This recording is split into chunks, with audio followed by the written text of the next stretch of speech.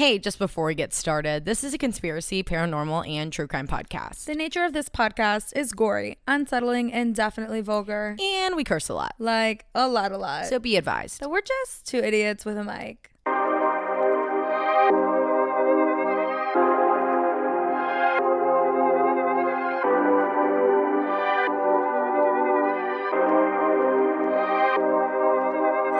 Yo, and welcome back to Creeps and Crimes Podcast. I'm Taylor. And I'm Morgan, and this is episode 91. 91, everybody. Happy freaking Thursday. Happy birthday. Thanks, guys. Happy birthday, Taylor. It's my birthday. So are you singing for me? It's Taylor's birthday. It's my birthday. Happy birthday, Zuzu. It's Taylor's birthday. It's my birthday episode.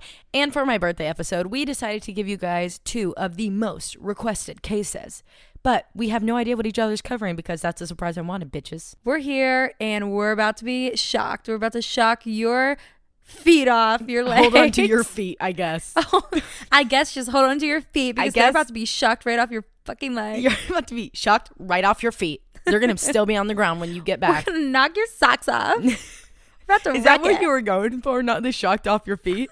I was going for knock your socks off. I was. Anyway, happy birthday to the queen. Guys, really though, Taylor holds the podcast together. She's rolling rocks at me. I could not even look Taylor. at her. First off, we're sitting on the couch. New location unlocked.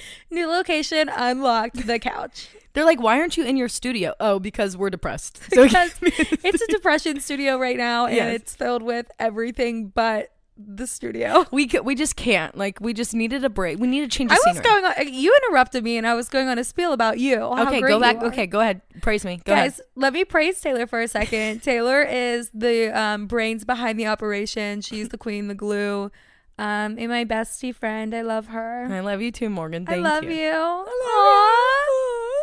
You want me to cry? No, you've I've cried been enough. so emotional lately. It's been done. We're done. I with the literally tears. pulled in today. I said, sorry, I'm crying in the car. I said, okay, just come in when you're ready. I'm eating a piece of bread, so. Aww. So maybe we go get a drink. Yeah. For my birthday. Even though my birthday is not for another 8 days, technically. Yeah, but I'll be gone because it's also... Sorry, Marley's wedding week. Happy wedding week to Sorry Marley. Yep, it's the week. Marley stole Taylor's birthday. She did. She stole my birthday this bitch. year. That bitch. Just kidding. Marley, actually, I'm coming to crash your wedding. Taylor wants to pay big money to come to Marley's wedding. The money I would pay to be at Sorry Marley's wedding would be ridiculous. It's gonna be big. It's gonna be so big, so fun. It's gonna be crushing. Y'all are gonna crush it. Crush it. We're gonna have so much fun. It's gonna be awesome. I can't wait to see the videos of you guys crushing it on the dance floor. Morgan's giving a maid of honor speech. An epic speech. And first off, I have to say, it is a great one. She's gonna crush it. So I'm really excited to see her crush it. Basically, the month of my birthday is my entire birthday. And we've been going through a lot. So, I had to take a step back for a little bit just so we could get back on our feet. So now it's officially, now my birthday is going to be extended for the rest of Cancer season. So we're going to go in through July. Okay, yeah, perfect. And I also have secured the weekend after my birthday every single year, the 4th of July.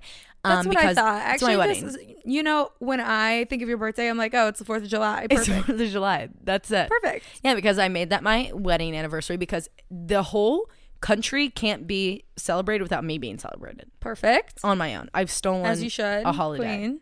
Maybe I don't know, like win a Grammy on another on another national. You mean a Webby? I have to take No, you mean a Grammy, don't you? Yeah, a Grammy. Yeah, you do. Do you think I mean a Webby? The insult. The insult. That How is. rude of me. I mean, for you to degrade me like Jail that. immediately for Morgan. My dreams, people are like, are you a goal setter? Absolutely. Okay, great. Are you a long time hello? Are you a learn time goal setter? Are you a learn time go setter? Yes, I am. I am a learn time goal setter. I'm getting a Grammy. Yeah, because the you can the do little what Kris things Jenner did, and she bought a real Grammy off Grammy gremlin. She bought a real gremlin. Okay. She bought a real Grammy. A real Grammy of somebody or whatever she bought, like to manifest her getting her own Grammy.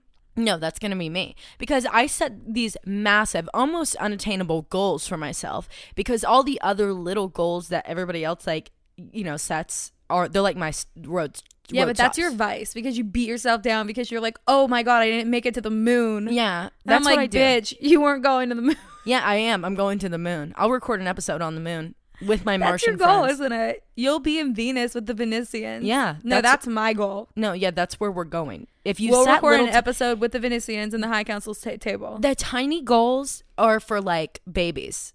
You know, like take your first step. No, take all the steps. And those are just like little stops on your way to your big one. Okay? Yeah. That's what I do. Heard.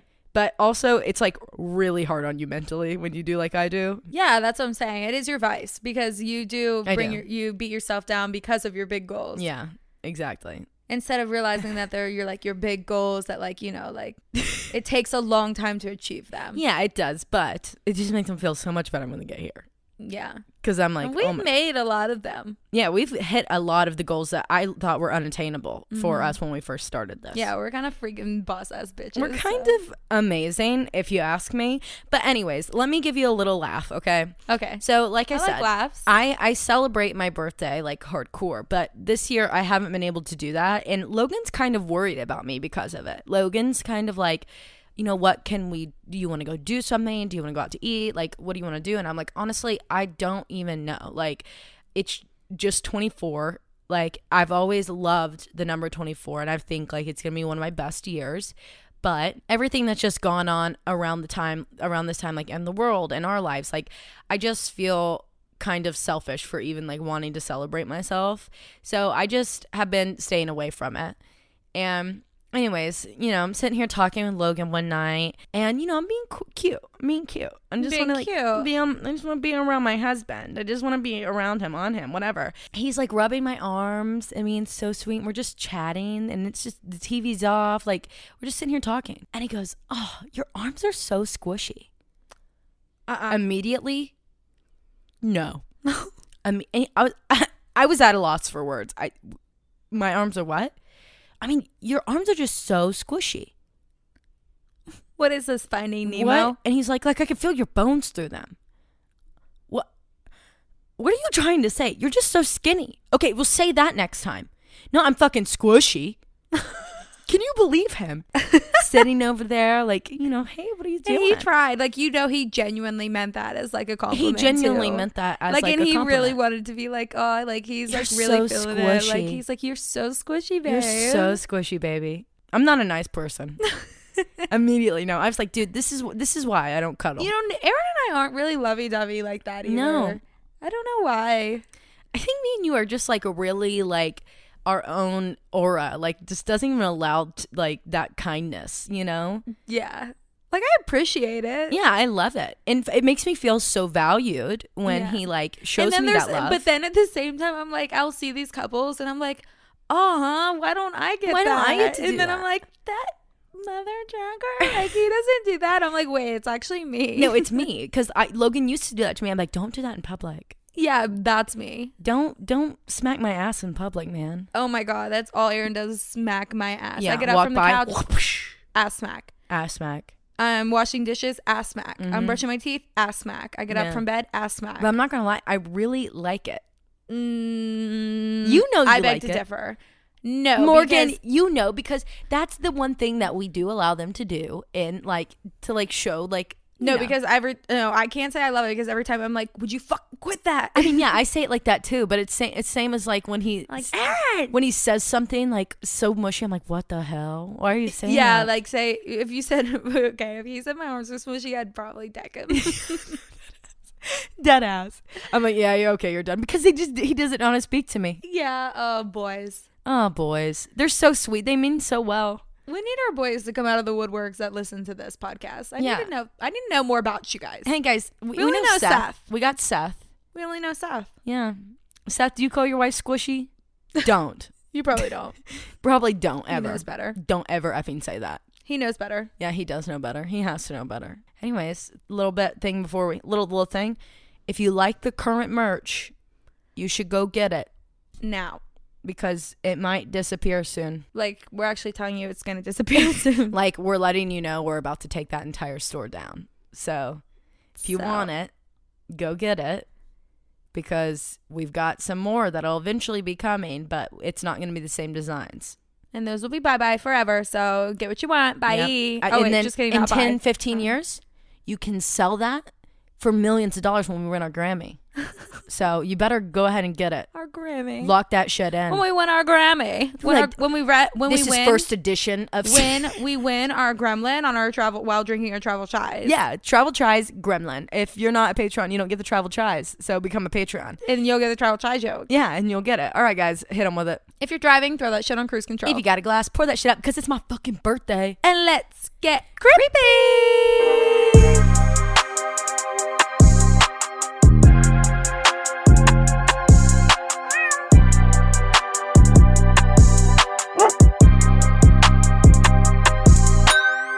This podcast is sponsored by BetterHelp. Life can be overwhelming, and many people are burned out without even knowing it.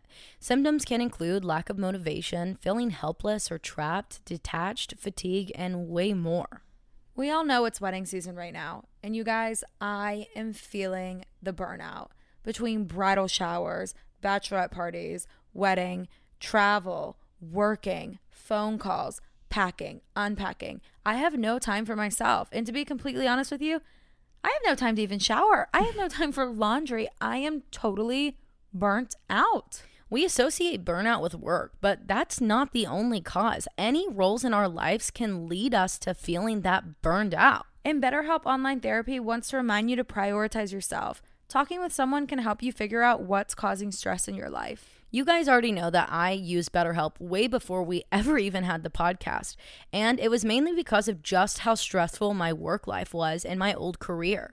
And at the same time, I was planning a wedding. We were going through a pandemic. I felt like I was trapped. Like I had no help. Like there was no way out. And BetterHelp truly helped me to get back on my feet and think clearly, and basically is what started the podcast. BetterHelp is customized online therapy that offers video, phone, and even live chat sessions with your therapist. So you don't have to see anyone on camera if you don't want to. It's much more affordable than in-person therapy, and you can be matched with a therapist in under 48 hours. Creeps and Crimes listeners get 10% off their first month at betterhelp.com/creepsandcrimes. That's betterhelp.com/creepsandcrimes. Okay, Morgan, what do you have for me on my birthday? Oh my God. Today I'm going to be telling you the story of Valiant Thor. Okay. And not the Thor we know and love, aka Chris Hemsworth. Instead, this Thor was an extraterrestrial visitor from my favorite race, the Venusians. Oh my God. So happy freaking It's a big birthday. You guys know I love aliens. Happy birthday, bitch. Happy birthday. The story of Valiant Thor did not exist until 1967 when it was revealed to the world in a book called Stranger at the Pentagon that was written by Reverend Frank E. Stranges. A little bit about Reverend Stranges, and no, not Doctor Strange, even though this is really starting to sound like a Marvel Avengers type of ordeal. Yeah, dude. Stranges was a traveling Christian evangelist who wrote books about UFOs as well as held seminars and lectures for the UFO and alien lovers. He was a huge UFO hype man, but he was also deeply religious. One of the things he preached the most was that aliens visited the earth in order to spread the word of God. Oh. When he released his book, Strangers at the Pentagon, we find out that Stranges created a very good connection with Valiant Thor. So throughout my segment, Valiant Thor, we find out that his friends call him Val, but I'm going to refer to him as Thor because I want to call him Thor, period. Okay. I want him to be called Thor, and I want Stranges to be called Doctor Strange. And I also am going to be calling him Doctor Strange. Or Reverend Strange. So we're going to be calling him Doctor Strange, and we're also going to be calling Valiant Thor Thor. Honest to God, this is probably going to be in the multiverse. And I really feel like that's where this is going. Okay, perfect. One day, when Doctor Strange was giving a sermon, This random woman named Nancy Warren, who was a Pentagon insider, showed up and was like, hey, we'd like to extend this invitation for you to come to the Pentagon. Okay. Of course, he's like, yeah, absolutely. I will be there. Once there, he was introduced to this man named Valiant Thor, where the two kicked off this bestie vibes only friendship and spent a lot of time together, resulting to Doctor Strange learning Thor's entire story. So who was this Valiant Thor? In mid-March of 1957, a policeman in Alexandria, Virginia, witnessed as a UFO landed in a field not too far away. Of course, this guy pulls over to take a closer look. Yeah. This is when a tall white man emerged from this craft wearing this golden jumpsuit that was almost like it was painted on his body. Like it was so sleek. It was Kim K. It was chic. It was Kim K rocking like a gold ass sleek Skims jumpsuit. He was latex. In Skims. Thor was in Skims. Thor came down in Skims. Thor landed in Alexandria, Virginia wearing Skims. Yeah. There was no seams. There was no buttons. There was nothing. And there were 3 other beings behind him. And they began to approach the officer. And I just know that this dude was shitting his pants. And he's like, I can't move. Telepathically, the one being began to introduce himself as Valiant Thor, who was the commander of the ship. And he explained that he had been sent to Earth by the High Council and requested to speak with President Eisenhower immediately. The other 3 beings were introduced as, which is very funny because they're like just these American names, Jill, Dawn, and Tanya. Jill, Dawn, and Tanya. And then back in the ship, we have Kevin. T-A-N-Y-I-A. So, hi, I'm Valiant Thor, and this is Jill, Dawn, and Tanya. And we got Kevin running the ship in there. He's keeping it warm. And also Bill's in there. And we need to speak to the president. And they're like, okay. So without hesitation, the 3 beings were put in the patrol car and they were whisked away to Washington, D.C. Their first stop being the Pentagon. At the Pentagon, Thor was met by the Secretary of Defense at the time, Neil H. McElroy. Once McElroy was able to confirm Thor's claims, he was ushered through an underground tunnel to the White House. Oh my God. This is where he met with President Eisenhower, Vice President Richard Nixon, along with other Joint Chiefs. You're kidding. According to Dr. Strange's, this is the alleged exchange in dialogue between President Eisenhower and Thor for the first time. Eisenhower says, "Please, sir, what is your name and where do you come from?" Thor says, "I come from the planet your Bible calls the morning and the evening star." Eisenhower responded, "Venus?" Thor says, "Yes, sir." Eisenhower says, "Can you prove this?" Thor says, "What do you constitute as proof?"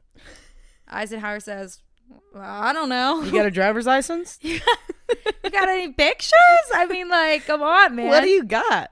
Something. Where's your ship at? The president, though, like, he was at a loss for words. He was in the presence of somebody who's claiming to be from Venus. That they just let into the Oval Office. That's literally the Secretary of Defense verified him and ushered him through secret tunnels and is now standing in the White House with the VP and the president. Like, what?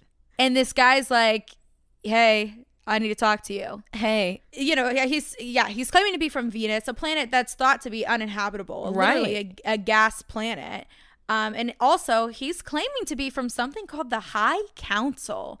And Mr. President's like, dude, I'm pretty sure that like I'm the highest council there is, but what else do you have to say to us? And this was the peak of the Cold War. Like, this was nuclear talk shit show. It was nuclear this, nuclear that. And Thor explained that he was sent by the High Council, which was an intergalactic group that overwatched each lesser intelligent race, aka us. So that's like a huge slap in the face to the president. We've been monitoring Earth for quite some time now, especially you guys, the human race, the United States in particular. Specifically since the atomic bomb blast in the World War II. Right. And if we don't intervene now, this is something that if you guys go through with what you're planning on, which we know what you're planning on because we know everything, this is something that can affect the entire galaxy. And they had especially become worried about Earth's nuclear capabilities and the possibility of the destruction of the human race entirely with nuclear warfare. He was also sent there to extend an invitation to Earth to invite them to join this interstellar community. So this like higher council. Who are we going to send? Maybe we did join this, and this is what Space Force is. Oh, yeah, you're right. But what he had to offer our government, aid in guiding humans, assistance in solving all of Earth's problem, Eisenhower just couldn't really make any promises. He was a one-man dude, he's just the president of the United States. There's a whole Earth there. Yeah, we've got a whole So in the other meantime, people. he kind of just said, well, I'll see what I can do. So Thor was held by a government agency within the Pentagon where he was questioned and studied, not against his will. President Eisenhower and VP Nixon put Thor up in an apartment in the Pentagon where Thor lived as Pentagon VIP status for the next 3 years. Oh, shit. Thor returns this favor by helping scientists with everything and anything from space exploration to medical research, and even becomes a little bit of a science experiment himself.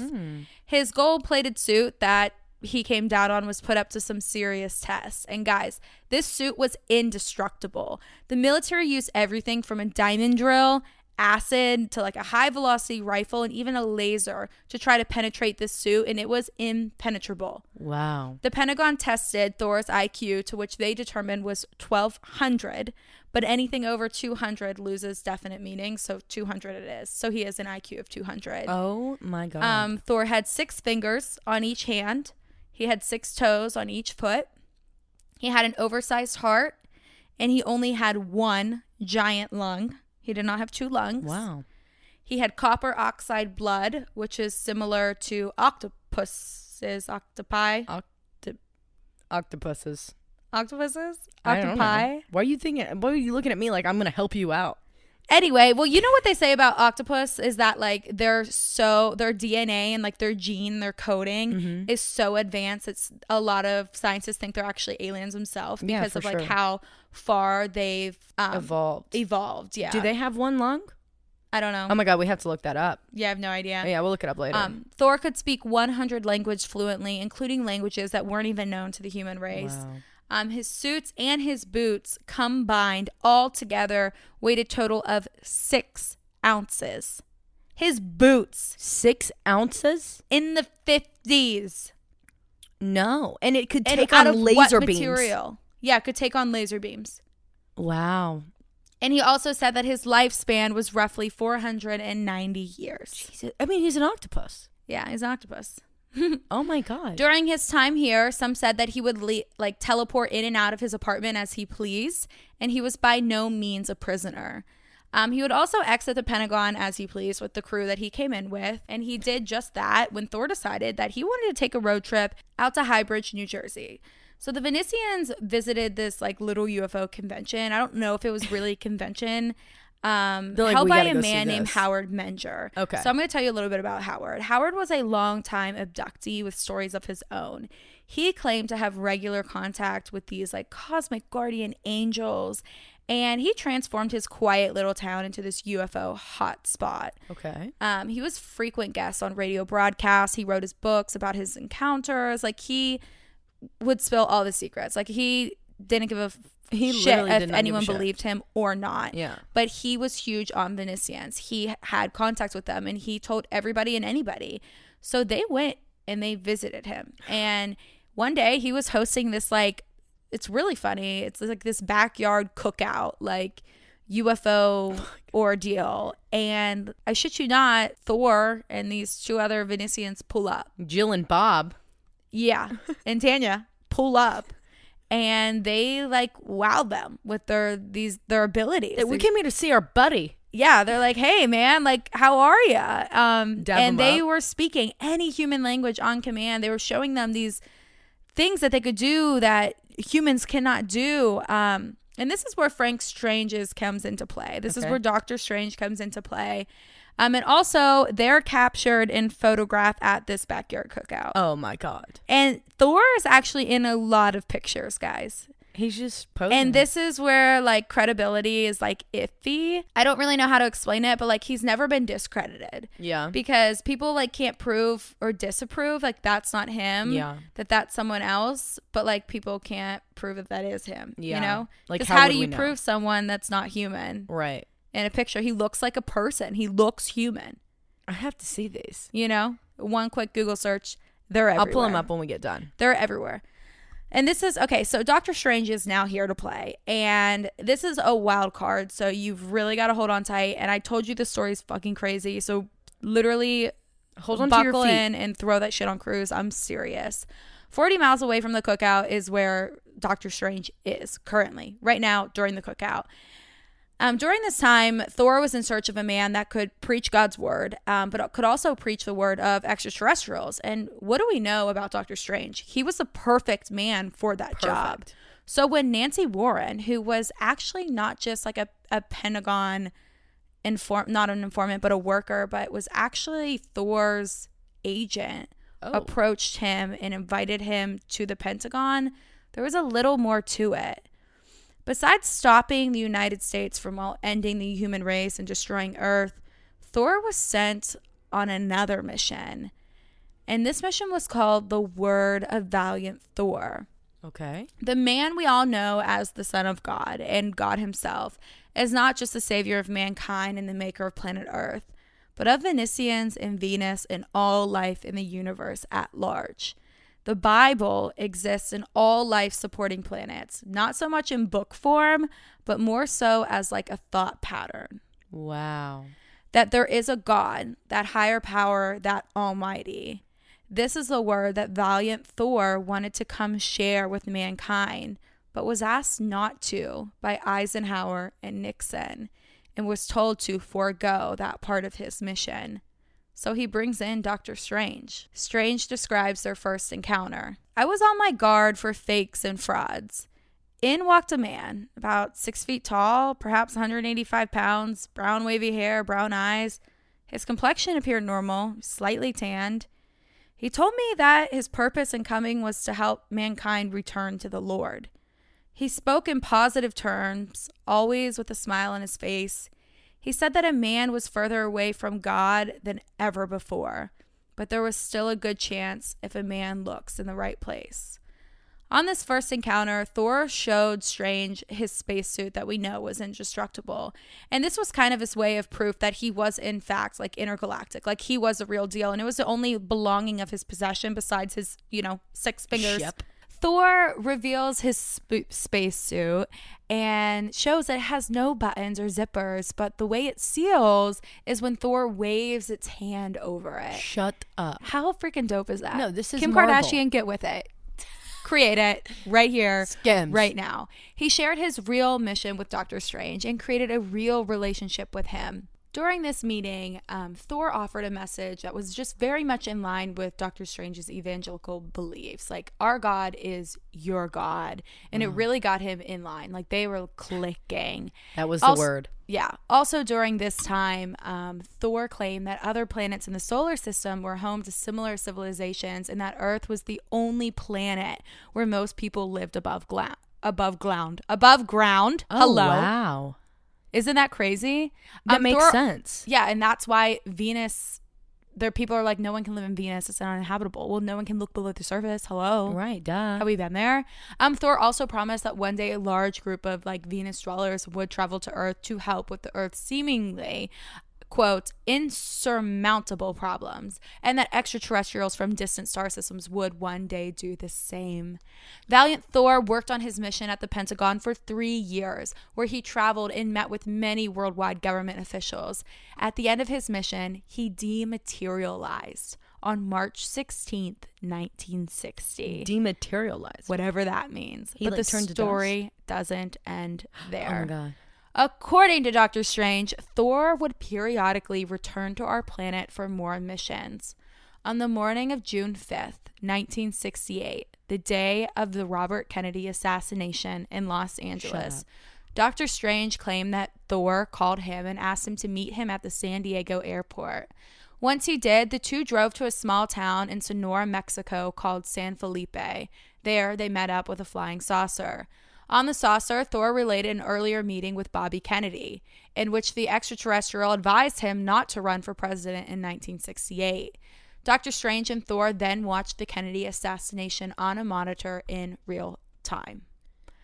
Doctor Strange's interactions with Thor had long-lasting consequences. In Strange's recollection of the events in his book, 6 years after Robert Kennedy's assassination in 1974, so again, this guy was supposed to be dematerialized, dead, gone, 10 years prior to this, or whatever, 7 years, 6 years, 10 years, actually, at this point. Agents,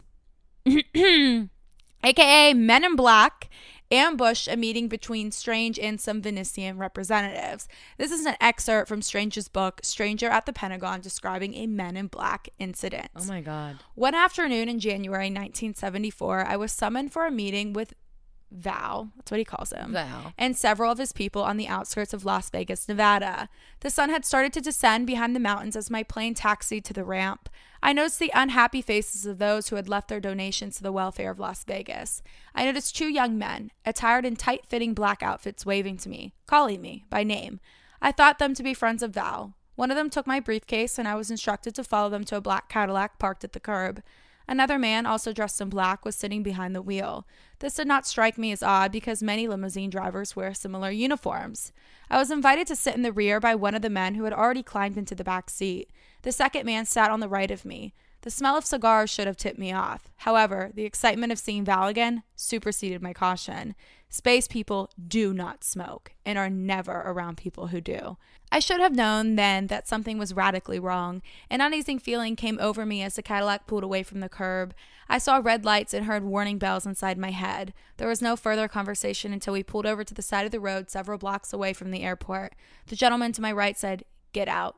He proceeded to exit the car. My heart was pounding at such a rapid rate that I thought it would burst.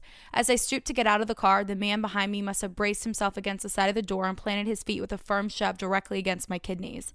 I was sent sprawling to the desert floor, face full of sand, and immediately pounced upon by the duo. Suddenly, a white Cadillac pulled in front of where the black one was parked. 2 men rushed to my aid, and I knew without any necessary introductions that these were the men who I was supposed to have met at the airport. Cars continued to pass by, some slowly down to look and continuing on their way. The 2 men in silvery outfits attacked the trio to the point that they were immediately subdued. Without warning, the driver of the black Cadillac ran to his car and jumped behind the wheel. With his arm outstretched, Dawn, one of the men from Val's spacecraft, so I'm pretty sure Dawn is actually Thor's brother. Okay.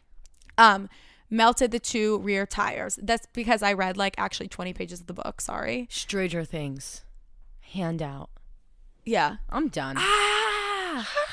Melted the 2 rear tires. This vehicle was not going anywhere now. Dawn then proceeded to reach through the glass without breaking it and pull the driver through the window, throwing him back on the ground with the other 2. Oh I was instructed to get into the white Cadillac, and I quickly obeyed. My 2 rescuers also got in, but not before one of them reached into the trunk of the black Cadillac to remove my briefcase without using a key.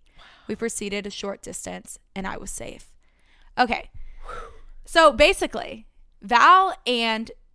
I'm not calling him Val. He's Thor. Thor and Doctor Strange created this relationship. And they're besties. They were besties. And he visited him for decades. All the way up, their last occurrence was in 1998. Holy shit. He was supposed to dematerialize in the 63 or something like that, 67. I don't remember. I guess I could scroll up and get the correct date for you guys. But or you could rewind. We'll figure it out. We'll figure it out. But basically, people said Val's brother Dawn, he was always with them, and that he would walk through walls, and he was crazy, beastly, fighter. Wow. He was this huge fighter, and that Reverend or Doctor Strange was always attacked by the Men in Black multiple times, and that Val or Thor would save his life every single time. Wow. Or the Venetians would always be intercepting him, which really makes me question, because who are the Men in Black? That's what I was just about to say. Because we've had it all wrong this whole entire time if this guy's right. Because the Men in Black are supposed to be aliens that are trying to stop them from getting out. Right. The truth's getting out. But maybe Val was rogue.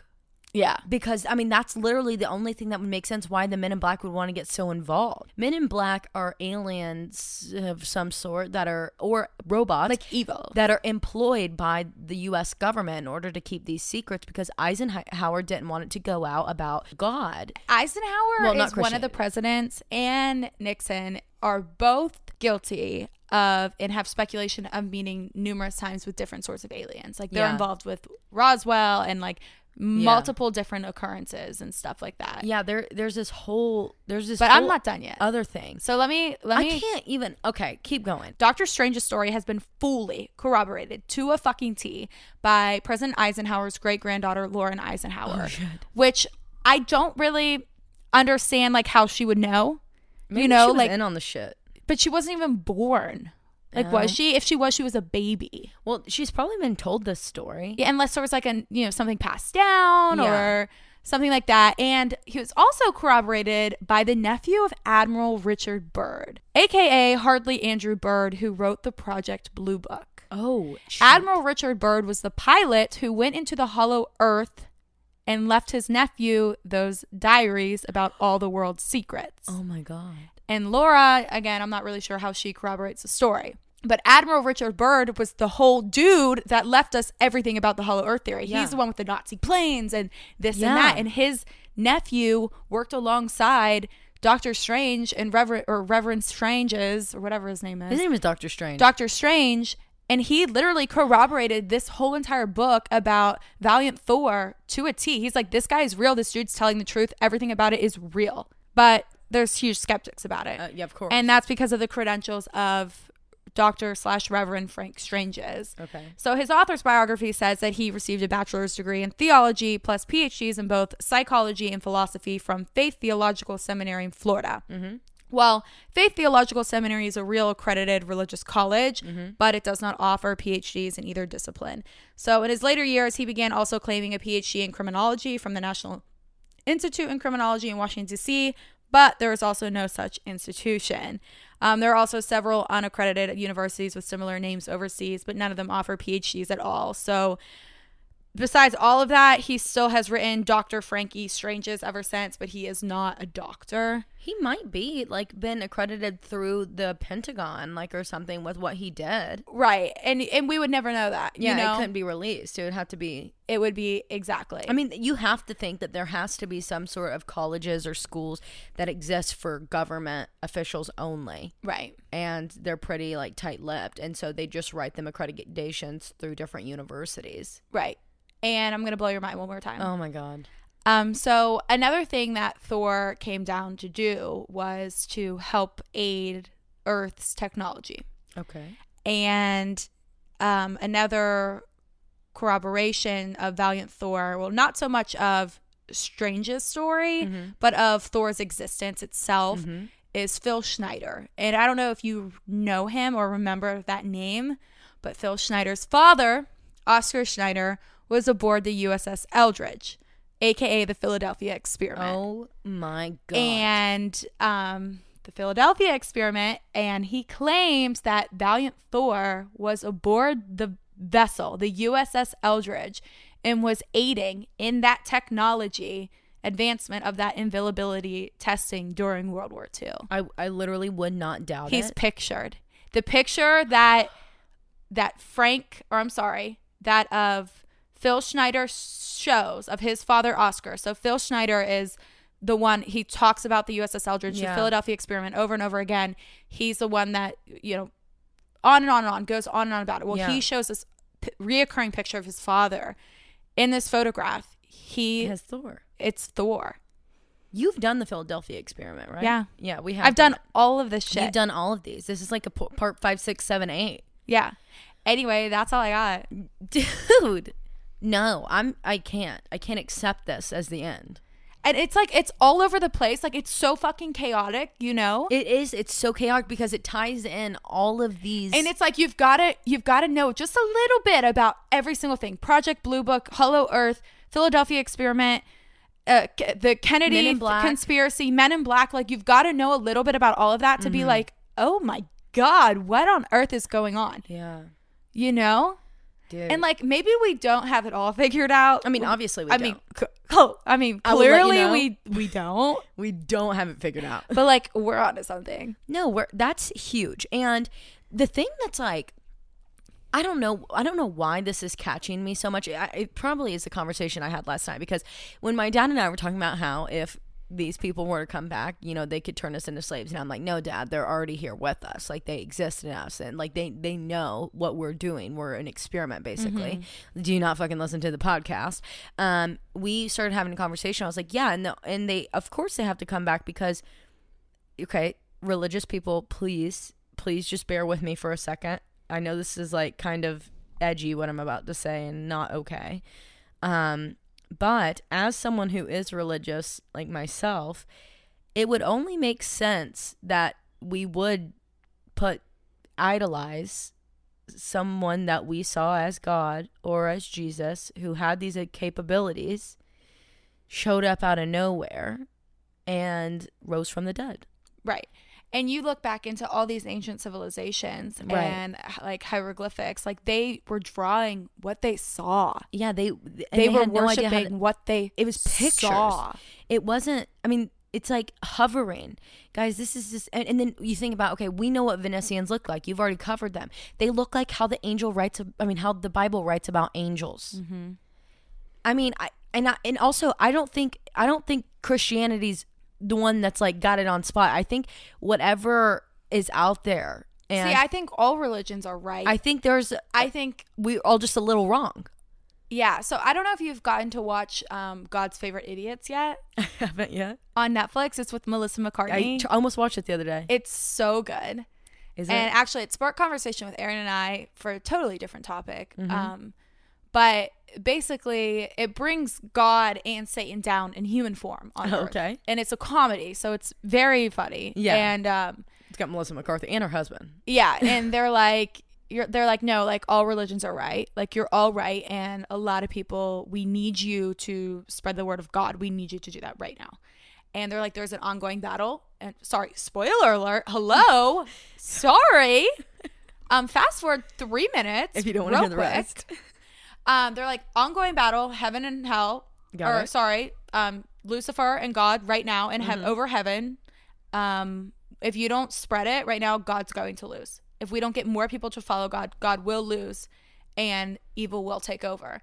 And I was just saying to Aaron, I was like, what if like this ongoing battle like has happened and like we like the good lost, like God lost. That's why there's so much evil in the world. Damn. Sorry, totally off topic. Totally heavy. Fucking dark, bro. Heavy shit, man. Dude, it's just... But like God was so cool in that show because God was just so like accepting of everybody. And like Melissa McCartney was like, you know, swearing, and God's like, you're still the chosen one, bitch. You still got that, bitch. Yeah. And like it was just so like... You know, like that's how I view God. Me too. I will let you know, like, guys, she was still a woman also. Yeah, we are very religious and spiritual too. Like, you have to know that about us. That's how I view God. I feel like he's just like a cool little hippie. Yeah. Like, come as you are, man. Yeah. You know? Also, and I think Satan is you guys that are extremists. Yeah. Just had to let you know.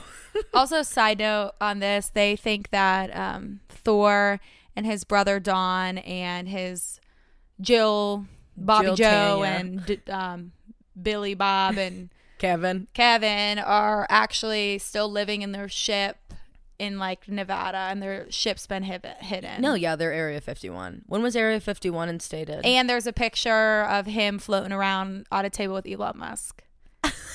He's everywhere. He's like pictured in everything. God, you know, listen, Val. And he's like not identified. No one claims to be him, you know? Like you can't tell me that Marvel did not stem from this. You can't tell me. I know, exactly. And we've talked about it a million times. We've talked about it a lot on the Disney episodes. That's all I thought on whenever Patreon. We've got to do a Marvel entirety and talk about everything, because it is so I think that's why I like Marvel. Yeah. Because I don't typically like superheroes. I don't like DC. Sorry to all our DC people. Sorry. I hate it. Don't like it. Don't enjoy it. I think it's stupid. But Marvel, I mean, Moonlight, whatever it is that came out. Yeah. Holy shit. So good. And it's literally about Egyptian gods. Yeah. You have to go watch it. It's so good. Crazy. Dang. Wow. Religion. Extraterrestrials, men in black who obviously are not good.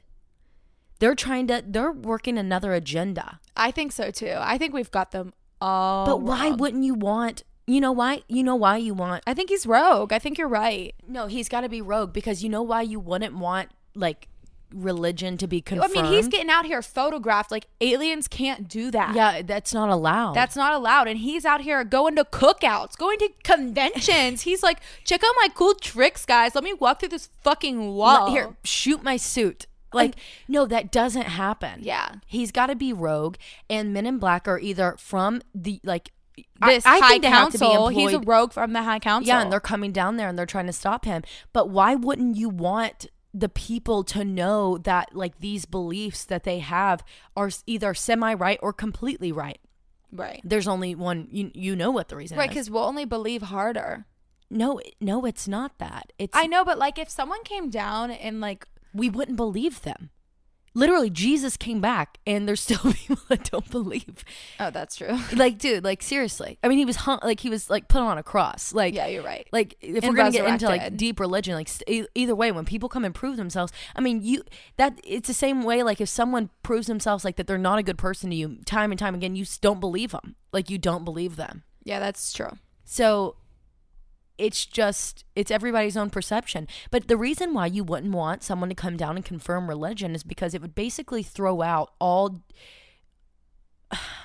I don't want to say like freedom, but if like someone came down here and was like, no, this is serious, here's proof, literally I have the proof, like they say in Andrew Basiago, that they went back and got footage of Jesus raising from the dead. Yeah. And being killed and coming on the earth and doing these things. They say that they have that footage. They say you have this footage. Well, why wouldn't you release that? Well, because it kind of would take away freedom. The freedom to choose what you want to believe. And That's I enjoy true. that freedom to choose what I'd like to believe. That's true, but I love some good cold hard proof. Yeah, but they're never going to give cold hard proof. I know. Wow, you guys just got such a 204 couch conversation. Happy birthday. On mic. On mic, you got it. It was For so birthday. raw. It was so raw and birthday, real. birthday rant. Happy birthday, guys. Happy birthday to everybody. Wow. Yeah. Dang. Damn. That was good. Good talk. That was great talk. All right, you're up. Okay, it's my turn. Let's go. And guys, the case I have for you today, you asked for it. That's all I'm going to say. You asked for it. You asked for mine too, you little Yeah, you did. weirdos. You did. You And little weirdos. mine, I'm like terrified to do. And Morgan has no idea what it is. She doesn't even if I told her the name of it, she wouldn't know. Not a clue. Hey Morgan, have you ever had an acne breakout come at the worst time possible? Because everybody already knows that I have. Dude, if we didn't have apostrophe, I would be expecting one to come literally right now because this weekend is, well, everyone already knows, but this weekend is Sorry Marley's wedding. Yes. But because of my apostrophe skincare routine, I know my acne's in check. We've got it on lockdown. We've all had struggles with our skin, and that's why we are so excited to be partners with Apostrophe, the sponsor of this episode. Apostrophe is a prescription skincare company that offers science-backed oral and topical medications that are clinically proven to help clear acne. At Apostrophe, an expert dermatology team will create a personalized treatment plan that is perfectly tailored to your unique skin. Simply fill out Apostrophe's online quiz about your skin goals and medical history. Then, snap a few selfies, and a board-certified dermatologist will create your initial customized treatment plan. Apostrophe treats all types of acne, from hormonal acne to facial acne and even chest knee, back knee, and butt knee. They treat breakouts from head to toe. The online quiz took a matter of maybe 10 minutes. Maybe. We literally did it in between recordings. And at the end of it, a real dermatologist got back with you. Literally DM'd us on there. And the next day, we had a full entire workup. Treatment plan. I mean, and they even sent us all of the things that we needed to our doorstep with SPF. It was awesome. It was amazing. We have a special deal for our audience. Save $15 off your first visit with an Apostrophe provider at apostrophe.com/creepsandcrimes when you use our code creepsandcrimes. This code is only available to our listeners. To get started, just go to apostrophe.com/creepsandcrimes and click begin visit. Then use our code creepsandcrimes at sign up and you will get your first visit for only $5. That's apostrophe.com/creepsandcrimes and use that code creepsandcrimes to get your first dermatologist crafted treatment plan for $5. And we thank Apostrophe for sponsoring the podcast. Today, I'm going to be covering the case of the Ken and Barbie killers. And a lot of people might not recognize this case based off the name because this was actually pegged by the U.S. media. There's not many podcasts that will cover this because of just how dark it is. I decided to cover it because I didn't know about this case. If I'm going to be completely honest, I've never, ever heard it. And a lot of people started recommending it as soon as I got on TikTok for me to cover. I never would look into it because they were like, it's so dark, it's so bad. So this is an extremely heavy case with gruesome details and lots of intensity. So I'm going to go ahead and give you a massive trigger warning. This is the only one I'm going to be able to give because this case is just that bad. And I've done my best to take out the worst parts, but still giving you just how intense this case is. Trigger warning for sexual assault, rape, brutality, harming minors, torture, domestic violence, abuse of children, abuse of partners, manipulation, and so much more. But the reason I find this case so important to talk about is because it really does encompass the saying, like, you can't judge a book by its cover. Because the Barbie and Ken killers, they looked like me and Logan getting married. You would have no idea just how dark of humans they were. Oh my God. Paul Bernardo was born on August 27th, 1964 in Scarborough, Ontario, Canada, to Kenneth and Marilyn Bernardo. Paul was their youngest of 3 children. The Bernardos were a well-off, upper-middle-class family who, from the outside looking in, were pretty normal people. Paul was described as a very happy little boy who smiled a lot, enjoyed socializing, and was just a sweet kid.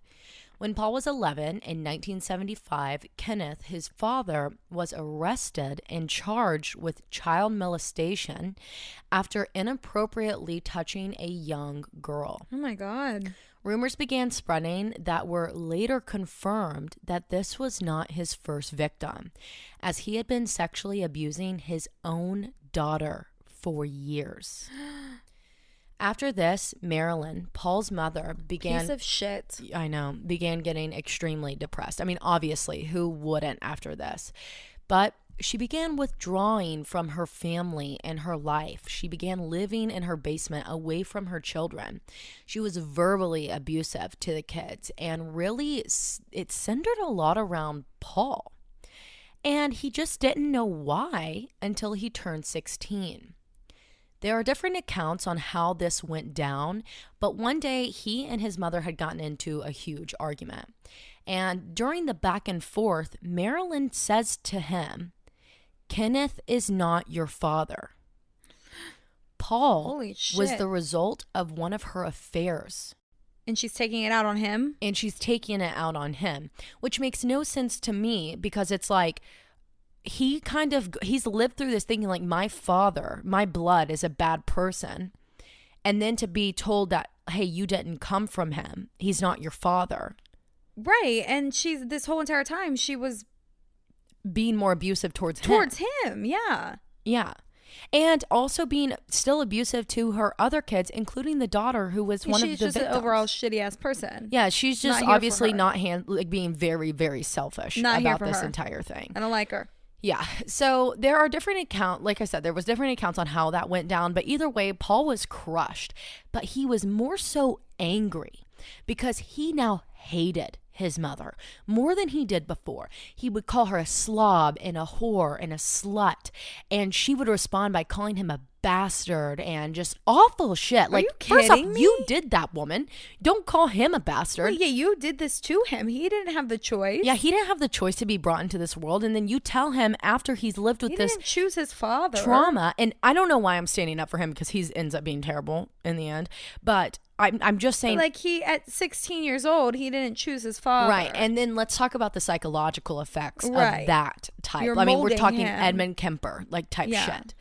And he began manifesting this vendetta against women because of his mother.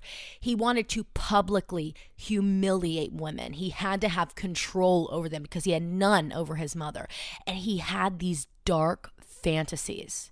Oh, no. Around this time, Paul began peeping.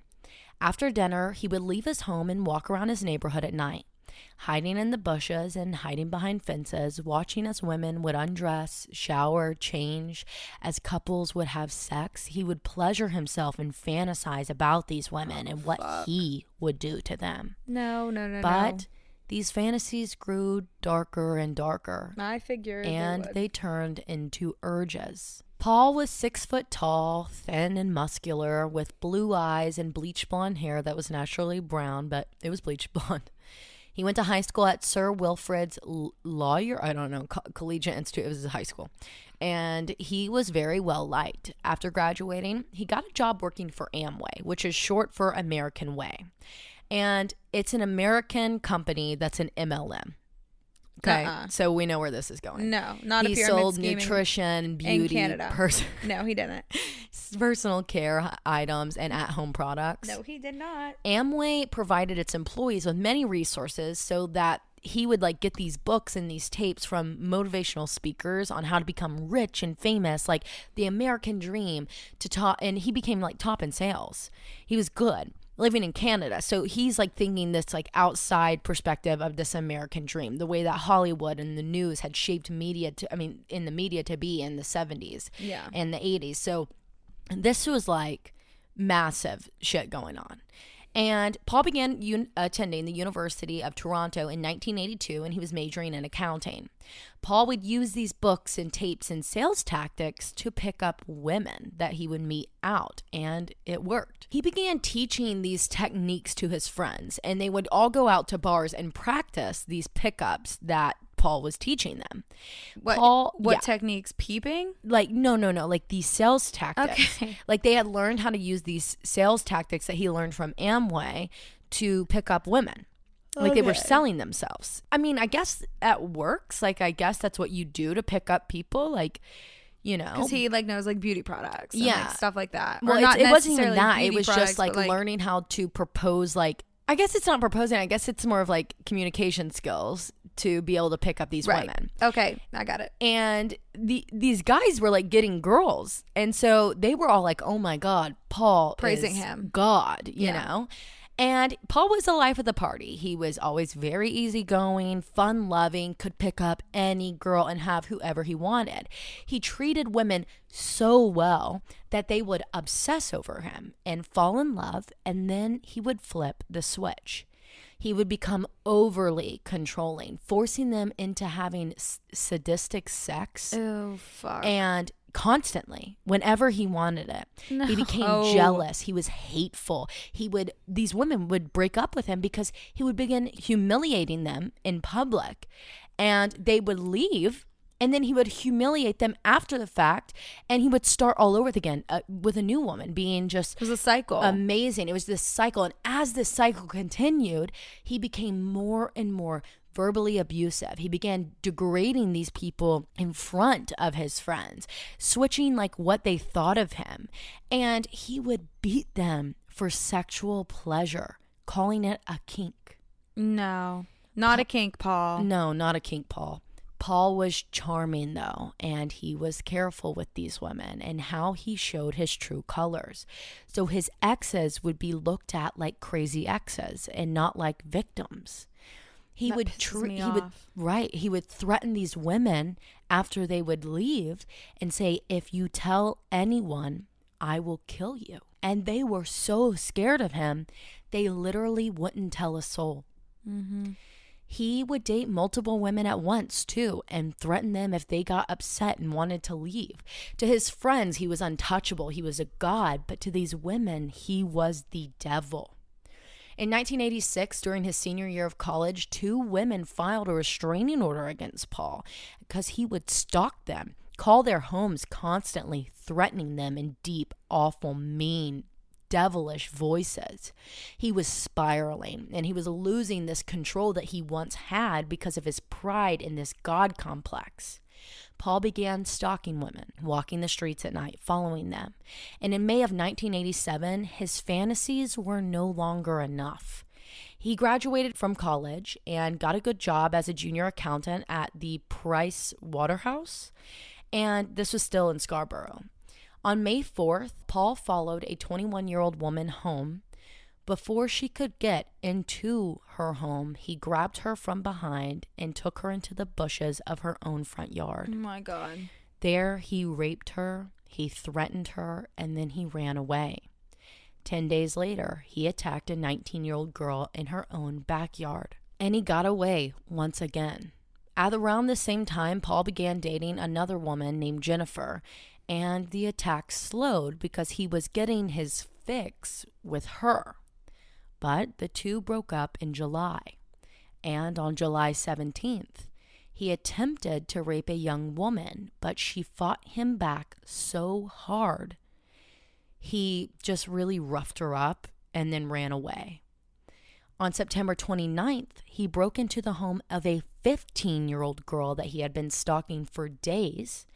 The girl was laying in her bed asleep on her stomach. He jumped on her back, put his hands over her mouth, and put a knife against her side. I'm at a loss for words. He hit her in the head and bit her ear so hard it almost was bitten off. What the The fuck? girl's mother heard the commotion, woke up, and ran to check on her daughter, walking in on Paul before he could get under the covers with her daughter.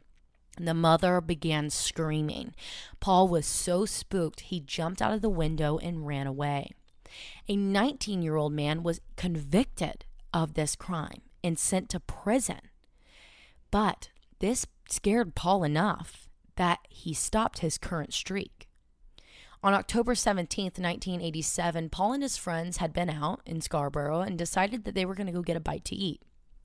They walked into a local diner restaurant in the area, and as soon as they walked in, Paul locked eyes with a beautiful young blonde woman sitting with a friend. The two could not keep their eyes off of each other, and so finally Paul went over to introduce himself. The woman was 17-year-old Carla Homolka.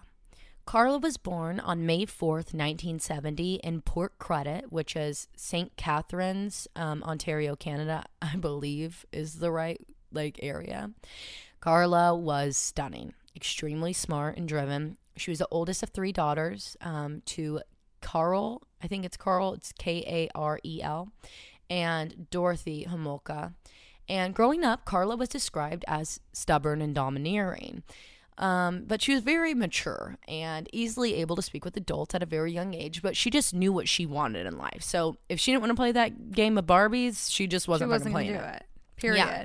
But despite these traits, she was extremely non-confrontational and she loved attention. At the time, Carla was working at a pet store, 17 years old, and in her senior year of high school. She was in Scarborough for a pet food convention working.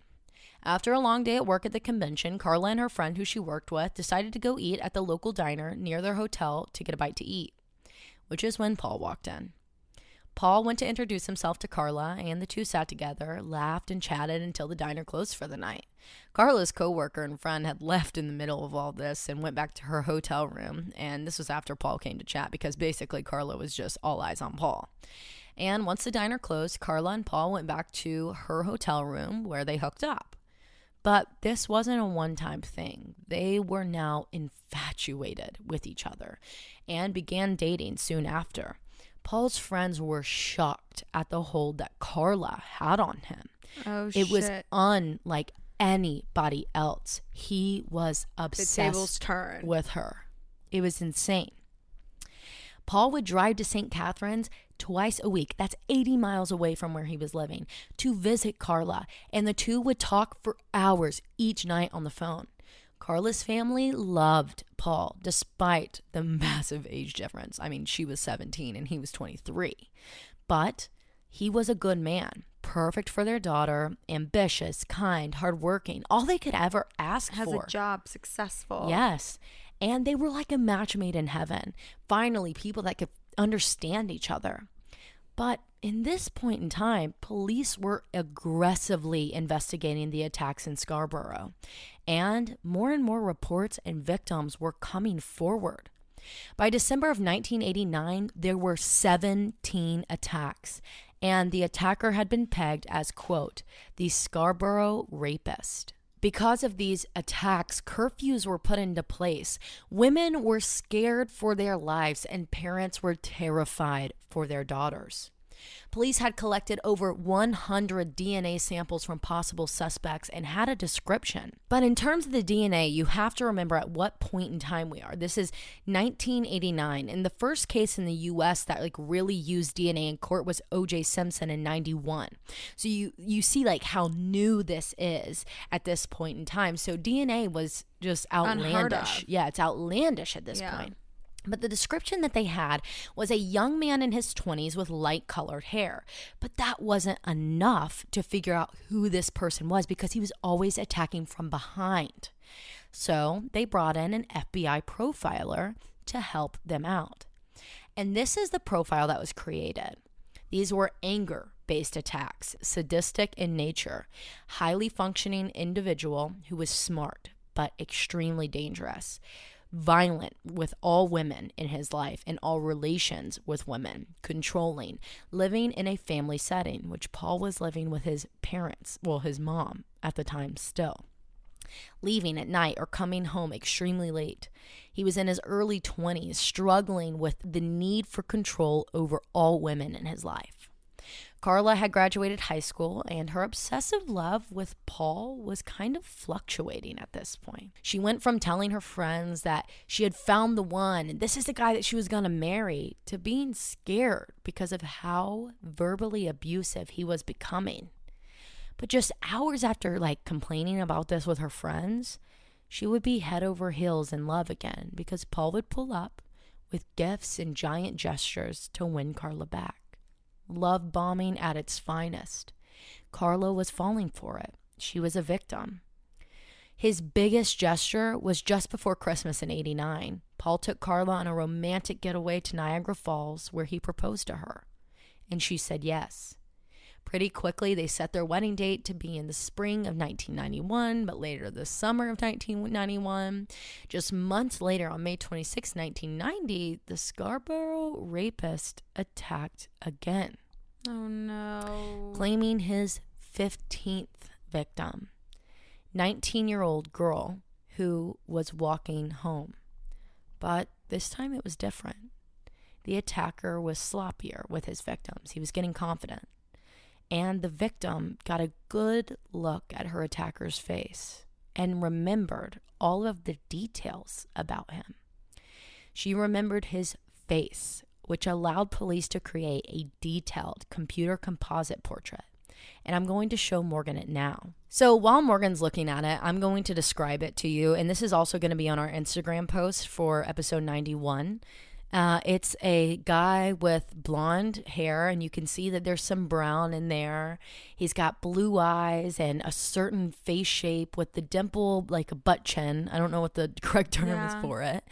And he's got a certain type of nose and the lips, and it says the ears are the same. The exact same. It says white male from 18 to 22 years old, 5'10" to 6 foot, medium muscular build, clean shaven, tan complexion, light colored eyes, possibly blue, blonde hair parted on the left side, hair feathered just over top of the right ear. Clothing, baby blue nylon jacket, tan colored knee-length walking shorts with pleated front, running shoes with no socks. I can't get over how just normal these people look. They look like a picture you would post of your parents back in the 80s. Yes. It looks like a picture I would take of you and Aaron sitting on the ground. In-love couple out of high school, a college couple. It's just happy looking. in love on the ground, just chilling, a bowl of potato chips. I think Taylor has that bowl. Yeah. And this sketch looks just like Paul. Freaking like him. Different hairstyle, but other than that, right. It's on to a T. It's like he didn't do it that day. And maybe it was a little more overgrown than it is in that photo. Yeah. But Paul's friends recognized this, and they started talking about just how similar this description and profiler was to their buddy Paul. And they actually called police and left a tip. Shit. By July of 1990, so many tips had flooded in about this guy named Paul Bernardo. Wait, if you saw this on the news or Yeah. You saw this floating around and you thought, oh my God, that looks like Morgan. Would you call it tip-in or would you be like, bitch? I think I would. Well, first of all, me and you have a completely different relationship, I feel like. If I saw it of like, I'm not going to say who, but like one of our other people that I'm not as close with, I'd be like, holy fuck, I'm calling in the police. But if it was you, I'd be like, are you running around and killing people, bitch? And not telling me? Like, would you though? Like, would you come up to me? Like, I don't know if I would. I think I would go to you first and be like, I'm going to call this in. Like, I want to let you know. But, like, if this is you, you need to let me know because, you know, I'd rather you tell me than me figure out from the fucking news when we have this podcast together. Yeah, but then you'd be an accomplice, right? Or no? I mean, no, I would go to the police after, but I would just tip you off that I was going to let them know. Crazy. But, like, I would be like, you know what? I don't know. If it was, like, a straight up picture of you, like, I'd be like, a CCTV footage, I would, for real, call the police before any of our listeners did, obviously. But I would be so pissed at you because I'd be like, we literally have this podcast. Turned in by listeners. I'd be more pissed about the podcast than anything. I mean, that's a lie. I'd be like, well, now I'm going to have to cover my own fucking co-host. Oh, my God. I'd be pissed. Anyways.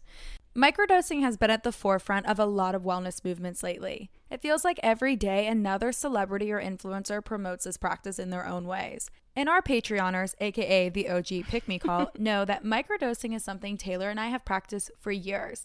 Our show today is sponsored by Microdose Gummies. Microdose Gummies deliver perfect entry-level doses of THC that help you feel just the right amount of good. Lately, we have been speaking much more about our mental health struggles, anxiety, depression, lack of motivation, and so much more. And you all know by now that I was diagnosed with ADHD at an extremely young age and have been taking medications ever since. One of my biggest struggles with my meds is that I feel extremely limited in my creativity when I'm on them. Last year, I took a full 365-day break and began microdosing as a way to keep me motivated while still being creative and getting my sleep schedule back on track. Microdosing is not a replacement for my medications. However, it did help me to create a healthier relationship with them. We have tried so many different types of CBD and THC microdosing methods. So when we were presented the opportunity to work with microdose gummies, we jumped at the chance. They taste and feel amazing, helping me to wind down, get good sleep, and keep up with Taylor's forever changing crazy ideas. Why do you think we've had so many logos, guys? We absolutely 10 out of 10 recommend. 10 out of 10. Microdose is available nationwide. To learn more about microdosing THC, go to microdose.com and use code CREEPSANDCRIMES to get free shipping and 30% off of your first order. Links can be found in the show description, but again, that's microdose.com and use code CREEPSANDCRIMES to get free shipping and 30% off your first order. So many tips had flooded in about this guy named Paul Bernardo that police were like, okay, we have to bring him in for an interview. And they brought him in. They had a 35-minute interview with him, and they requested a DNA sample to compare it to the one that they had of the Scarborough rapist. And Paul agreed because he didn't know what the hell DNA was. Oh my God. So Paul's DNA was sent off for testing. But again, because DNA was so new, the technology to test and compare DNA would take years to go through. And it was being developed as it was going on.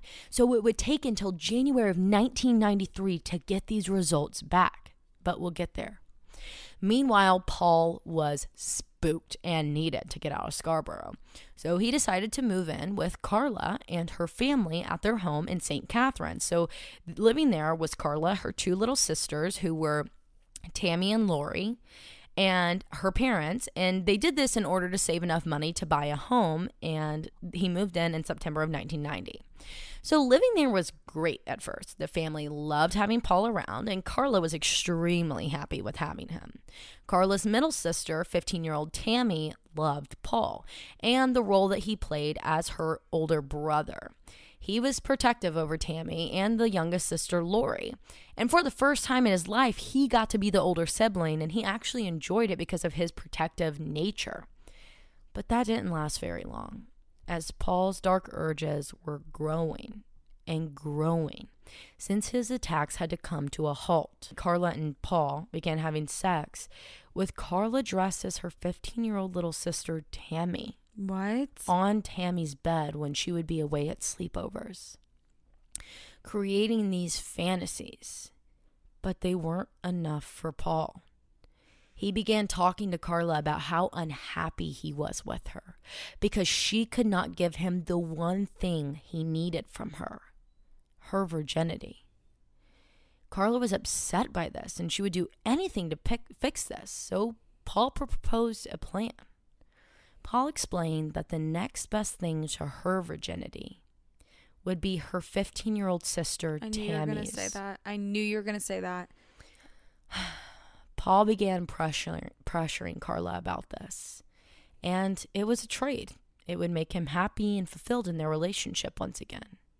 And at this point, Carla is so brainwashed and manipulated by Paul and his urges that she agreed, explaining that Tammy's virginity would be his Christmas present for the year.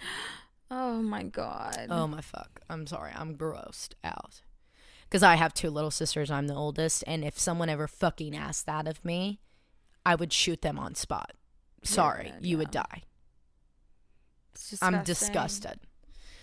So the 2 came up with a plan. Carla would take Rob a general anesthetic from the veterinarian office that she currently worked at, and they would use this to drug Tammy so that Paul could take her virginity and she would not remember what happened. So on December 24th, 1990, Christmas Eve, Carla's family went to bed. Oh my God. And Paul and Carla talked Tammy into staying up late and having a few drinks in secret. Tammy agreed, and she was like, I've never gotten drunk before. This would be a safe space for me to do it for the first time. The 3 go down into the basement and began drinking very quietly. They had a few drinks before Carla went back into the kitchen to make some more. This time, she put the drugs into Tammy's drink and waited for her to pass out after drinking it. Once Tammy went unconscious, Paul set up a video camera. Carla held a rag over her little sister's mouth with the liquid anesthetic on it. And this was in order to keep her asleep through the attack. She held this rag over her 15-year-old little sister Tammy's mouth as her fiance, Paul, raped her. Once sick. Paul was done, he told Carla it was her turn, and she began raping her own little sister. But once Carla was finished, to Paul's liking at least, Tammy began vomiting and choking on her own vomit. The 2 quickly dressed Tammy, turned off the video camera, hid it, and called for an ambulance. Tammy was pronounced dead upon arrival. When she was taken to the hospital, her cause of death was determined to be choking on her own vomit due to overintoxication, and the manner was accidental. But the doctor examining Tammy noticed a rash on her face. Carla and Paul quickly explained that it was because they had to drag her off of her bed and to the floor to help her. It was just rug burn. And that explanation worked. It was never looked into. Carla's family was devastated, but just figured it was a result of their daughter just experimenting with drugs and alcohol for the first time. It was just an accident. In January of 1991, just a month later, Paul and Carla had saved up finally enough money to buy their own house. And they bought it in Port Dalhousie, which is just a few miles away, still in St. Catharines. I take back anything ever saying about Paul. Yeah. Yeah. I'm fucking sick to my stomach. Sickening.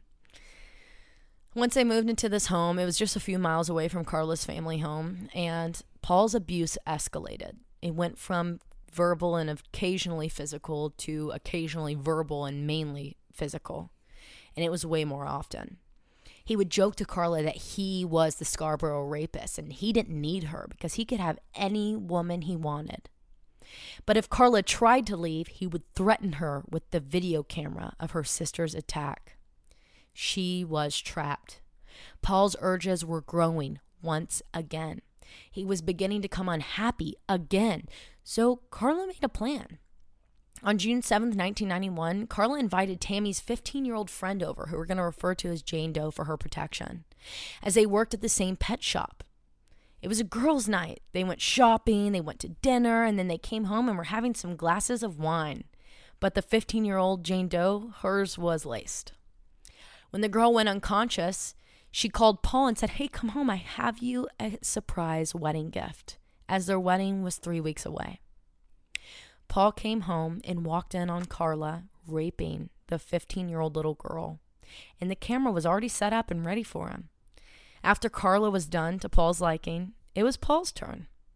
The next morning, the girl woke up and thought she had just gotten too drunk and had no memory of what happened, went home like it never did.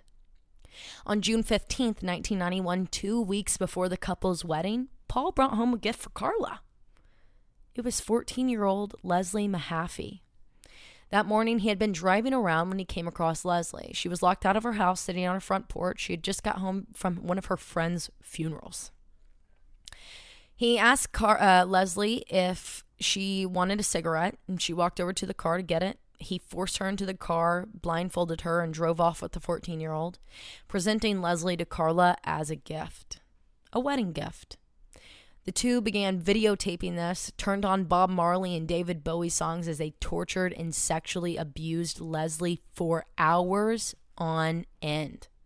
The next morning, they overdosed Leslie before strangling her. They put her body into the basement and went to bed. The next day, they hosted dinner for Carla's family at their home. And once the family left, they dismembered Leslie's body, put her remains into cement, and then Paul and Carla took the cement blocks that her body was now in and dumped them into Lake Gibson nearby. These people are fucked up. It just gets worse. On July 29th, 1991, Paul and Carla got married. But during their ceremony, news broke. Remains had been discovered on the shore of Lake Gibson by a fisherman and his son, and they were identified to be the remains of Leslie. By August, once again, Paul's urges, even after this scare, were becoming extremely strong. He was escalating at a crazy rate. And they decided that they were going to call that 15-year-old friend of Tammy's, who was Carla's co-worker from the pet shop, Jane Doe, from earlier. They called her over again, doing the exact same thing that they did before. But this time, the girl stopped breathing. So they called for an ambulance. But moments later, they called back and they're like, hey, wait, no, never mind, she's good. She just passed out. She's okay. The call was never followed up. Are you kidding me? The girl survived, and she didn't remember anything. And they did this to more of Tammy's friends. Go on a girl's day, go out to eat, drug them, torture them. Oh, you're waking up. Oh, you just got super drunk. They don't remember anything. What the fuck is wrong with them? On April 16th, 1992, Paul and Carla decided that they wanted to have a live-in sex slave. Oh, did they decide that? Because these little attacks weren't good enough for them. Oh, okay. So they began driving around the nearby areas in St. Catharines, searching for their next victim. When they see 15-year-old girl named Kristen French walking home from school. It was near Holy Cross Secondary School where she attended. They drove up the road from the direction that she was walking and waited for her to pass by. Carla was in the back seat holding a map, and she asked for Kristen to give her directions. Kristen approached the car when Paul came from behind and forced her into the car with a knife. They took her home, with Carla pulling her hair from the back seat as she was seated in the passenger seat. Hours later, Kristen was actually reported missing to police because she was an extremely punctual girl, and she took the same route home every single day. Her parents knew something was wrong. Over the next few days, Paul and Carla held Kristen captive, videotaping themselves every day, torturing, raping, and sodomizing Kristen. Once Paul was done and had finished his urges with her, he strangled her for 7 minutes with a noose that was connected to a hope's chest. Like one of those old-timey treasure chest looking things. Mm-hmm. I'm so sick right now. When Kristen passed away, Carla put her in the bathtub, bathed her, fixed her hair, and they dumped her body completely nude in a ditch 45 minutes away in Burlington near a cemetery. She had been bathed and her hair was cut, which Paul had kept as a trophy. People began coming forward with tips, saying that they had seen Kristen get into a beige Camaro in the church parking lot. There were flyers and posters and billboards scattered around. Do you know this car? Do you know this car? Where is Kristen? But they were so far off because Paul actually drove a gold Nissan. Immediately, the media connected the deaths of Leslie and Kristen, and police brought in that same FBI profiler from the Scarborough rapist case on these two. He said it was a white male in his late 20s with a history of domestic violence, sexually violent crimes, abusive to partners and women, but he never connected the murders as an escalation of the Scarborough rapist because they kind of weren't the same. They were way worse, but this was the doing of two people, not one. In January of 1993, Paul had beaten Carla up so badly with a torch, like a tiki torch, that she was taken to the hospital. She had 2 black eyes, a broken rib, and severe bruising and scratches. Carla was done this time. She was done with Paul, and she left him. She didn't care. She fled to her parents' house. Meanwhile, it's January of 1993. So the DNA testing's finally coming back for the Scarborough rapist case. And Paul's was a perfect match. Police knew they had to be careful in this approach, realizing just how dangerous Paul was. And if they needed to get him, so they had to have the perfect amount of evidence because DNA is so new. So it's almost like a polygraph. Like it's not going to really hold up in court, but it might. It would, like, if the people, like the jury was advanced enough and like educated about what DNA was. But if not, it would be like the O.J. Simpson case. Yeah. So they go to Carla first and they request an interview with her. But Carla was fucking terrified. She thought she had been caught. She was like, this is the end of it. Like, I got caught in the Leslie and Kristen case. It's over. I was identified. So this fear and this guilt is eating her alive. So before going to this interview, she knew that she was never going to return home from. She tells her parents everything about the abuse, about her own sister's death, their daughter, all of the other attacks, the fact that she knew Paul was the Scarborough rapist, the videos, everything. They were so disgusted by their daughter, but realized that she was a victim here too. So they told her she had to get a lawyer before she went. And she did. Once again, she told the lawyer everything. So they went to the police station with a full confession, but only in exchange for leniency and a reduced sentence. And the police agreed. Carla tells the police that Paul forced her to participate against her will in these attacks and that she had the tapes to prove it.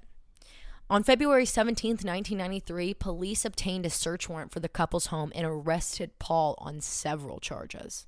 Because of the link to the murders of Leslie and Kristen between Paul and the Scarborough rapist were only based off of Carla's testimony, so basically hearsay, it was a weak connection, making the search warrant limited.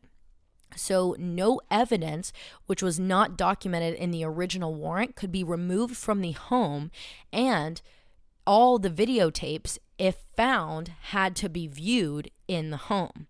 No damages could be made to the home, meaning that they could not tear down walls or cabinets searching for these tapes. They had to be very careful.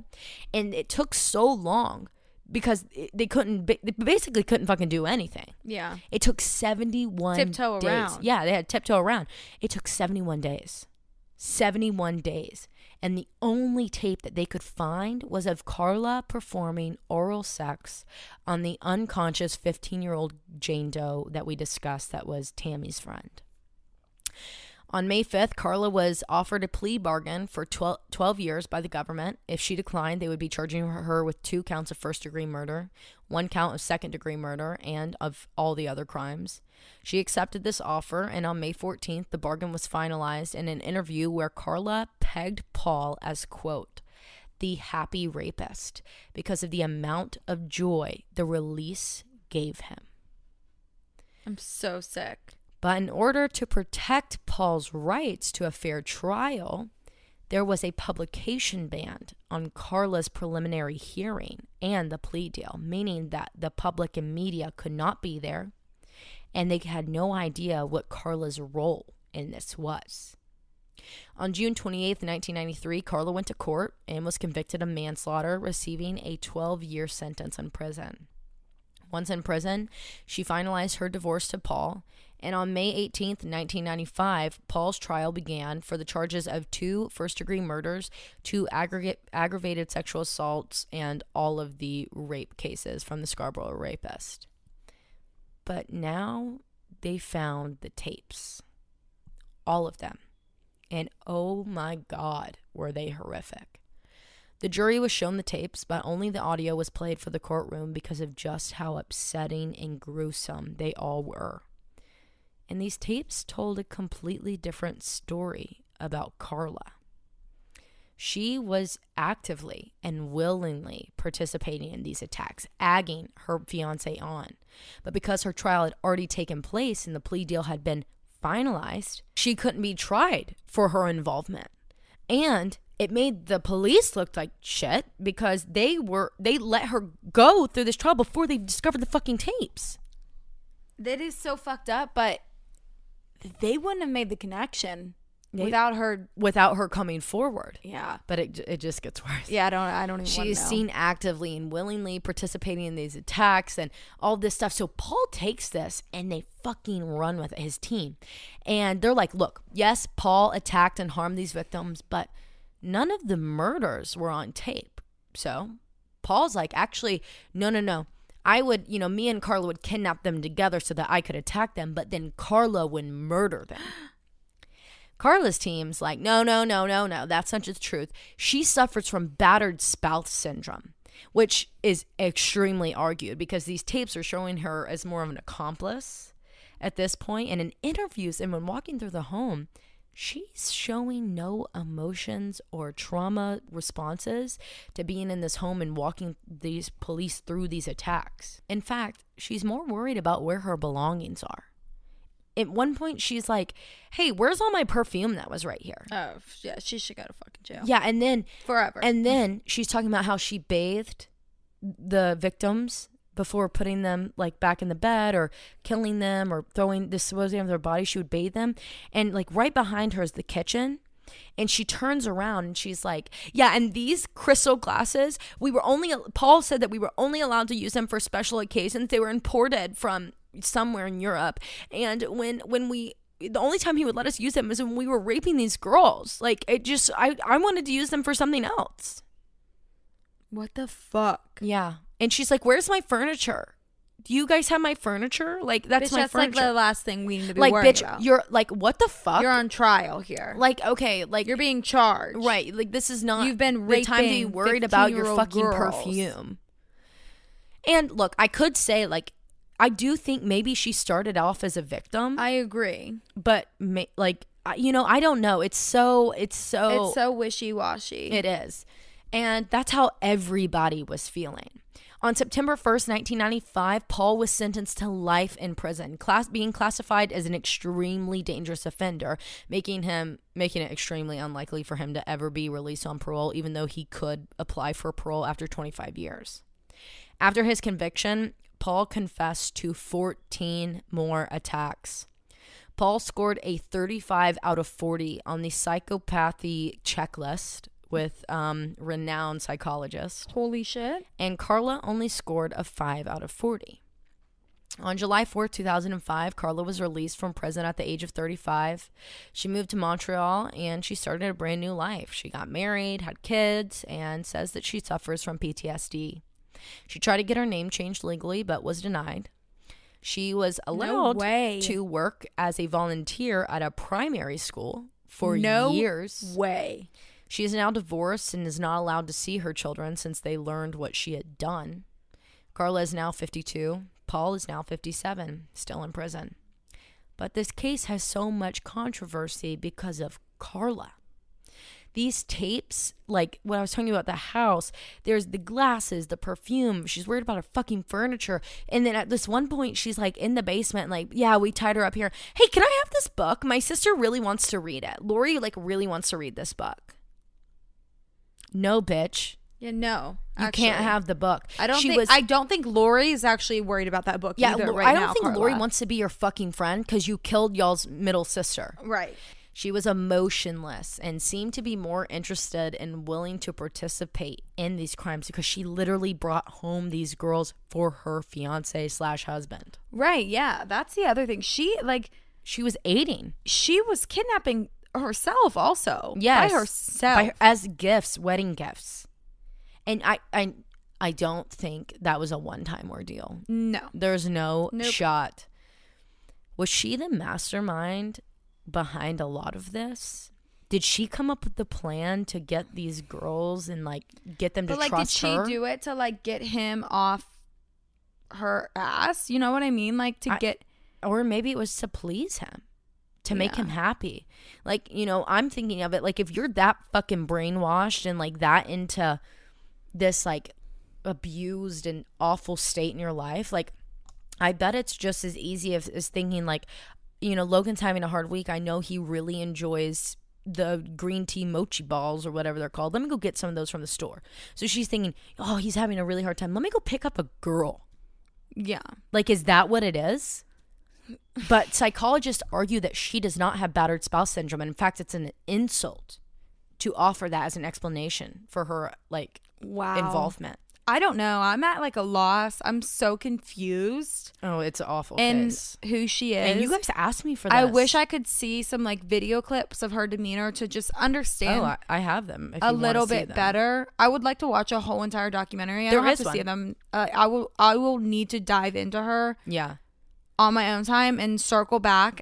I don't think I can ever look at this bitch or think about this bitch for at least 5 years. 5 years. So they just look so normal. I will give you my full honest opinion in Creeps and Crimes season 10. Yeah, season 10. Because I hate these people. No. And like the reason why I even appealed to like doing this, because typically I wouldn't cover a case like a million this. people have requested. How many comments on TikTok have you gotten about this? Literally multiple people. How many DMs have we gotten about this? And it's because a lot of podcasts won't cover it because of how fucked up it is. But it is extremely fucked up. It is terrible. And I honestly, when was going through this, I was like, oh my God, I don't even want to bring up this trauma for people that might have lived through this, like at all. I don't even want to bring it up. Yeah. And I feel that way, you know, with a lot of cases, but in a few, like whenever I feel that way, I'm thinking like I can do some justice for this. This I'm not doing any justice. Like there's nothing I can do. Like that's how I can justify a lot of cases for myself. In the fucking world. This one's just fucking wrong. But the reason I decided to cover it is because I think a lot of people need this. Because it's not like the Ted Bundy hype, you know, but it is similar to that. And the reason Ted Bundy is so like romanticized in that way is because it was such an oddball. Like you just never would have expected it from him. And guys, it can happen from more than just a Ted Bundy. Right. We had Israel Keys, looked like a completely normal guy, had a normal life, had kids, was a great friend to people. And he was one of the most terrible serial killers in the United States. Yep. And he lived in fucking Alaska. And this guy is living in Toronto and doing all this awful shit. And he's just a normal 23-year-old dude. And how about them meeting in a bar? Yeah. Or a restaurant? The restaurant. They just fell in love. And, you know. Like, that's weird to me. How that happened. Who? Mm-mm. I'm pointing up to the sky. Mm-hmm. Who made that happen? And that's a whole nother situation. It's like, okay, well, was she already into these like sadistic kinks? Like, what in the universe pushed them together? Mm-hmm. Who did that? Satan? Satan. Straight up Satan. I said I'm pointing the sky. I meant I'm pointing down. Yeah. I'm looking to the universe for answers, but I'm pointing down because that was fucking Satan. No, right that's there. Satan. That was sick. It's literally the grossest. I mean, I had a very hard time looking up this case. I like did most of like, you know, I looked it up for a long time because y'all been talking about it for so long. But when I was writing my script, like I writing can't the imagine script, researching this because I mean, we've sat here and talked about it for an hour, and I'm enough. I'm done. not okay. And when I was writing my script, normally I'll get my script done in a day once I have my research completed.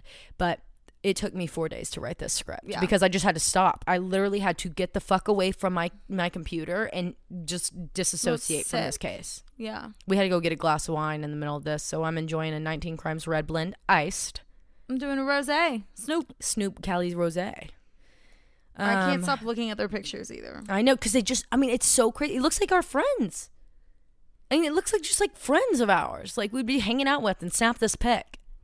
I'm so mad. Yeah, go look at our Instagram post. But that's all I have today. I'm tired of talking about these people. Yeah, fuck them. Do not judge a book by its cover in the craziest way. Even if these people seem so normal to you, they can still be some of the most horrific people you've ever met in your life. Just because you look normal and to a certain standard that society has set does not mean you're a good person. Heard. Amen to that. So happy birthday to me. Happy birthday. Great case for yourself today. Love it. I'm happy just to get it over with. That's my birthday gift. I'm glad I was on brand. Yeah. We both have very, very interesting discussions of cases today. You went a little dark there, sister. Are you guys okay? Like, our listeners are just kind of like frozen solid. I'm not okay, so are you okay? I'm not okay. Okay, guys, Nona's freaking out, so we have to go. Yeah, Nona, enough. Bye. Love you guys. Bye.